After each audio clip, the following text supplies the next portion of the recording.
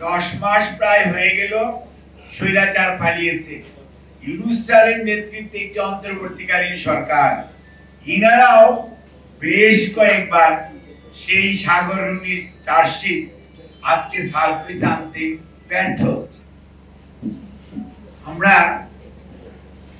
1975 16 June 1974 এর কালা কানুন সবকিছু আমরা অনেক আলোচনা করেছি এবং 76 সনে প্রথম এটির প্রতিবাদ হয়। 78 সন থেকে আপনারা যৌথভাবে সাংবাদিকরা এই দিনটিকে কালো দিবস হিসাবে উদযাপন করছিলেন এবং জনগণকে, দেশের মানুষকে স্মরণ করিয়ে দিতে চাচ্ছিলেন।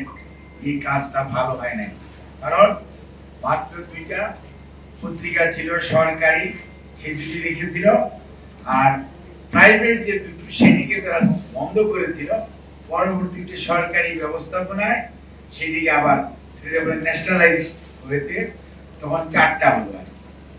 যাই হোক, সেটি কিন্তু যাদের কথা বলছেন ইনারা তো সবসময়ই মানে গণতন্ত্র এবং আওয়ামী লীগ একসাথে চলে না, মত প্রকাশের স্বাধীনতা আওয়ামী লীগ একসাথে চলে। ওনারা মুখে গণতন্ত্রের কথা বলে বাকশাল গায়, আবার মত প্রকাশের স্বাধীনতার কথা বলে সব সময় ওনারা এবং পরবর্তীতে তাদের উত্তরসূরিরা 96 সনেও যদি খেয়াল করে দেখেন কিভাবে সবচেয়ে জনপ্রিয় সাপ্তাহিক সহ, দৈনিক সহ এবং টেলিভিশন সহ সেগুলো বন্ধ করেছিল।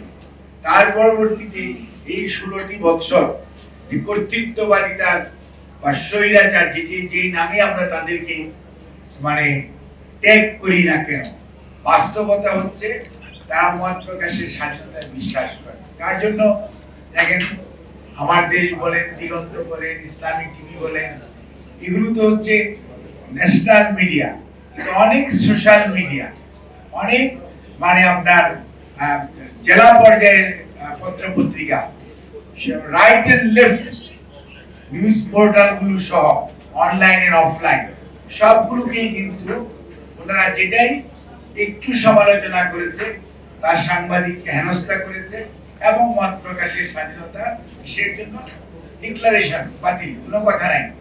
কিন্তু খেয়াল করবে না এই যে আমি টিভিটা বন্ধ করলাম বা এইটার মধ্যে এত কোটি কোটি টাকার যন্ত্রপাতি আছে, এতগুলো মানুষ সেখানে ইনভলভ ছিল, তাদের রুটি রুজির বিষয় আছে, মানুষের ইনফরমেশন জানার যে অধিকার সেটা এগুলো কিন্তু খেয়াল নাই।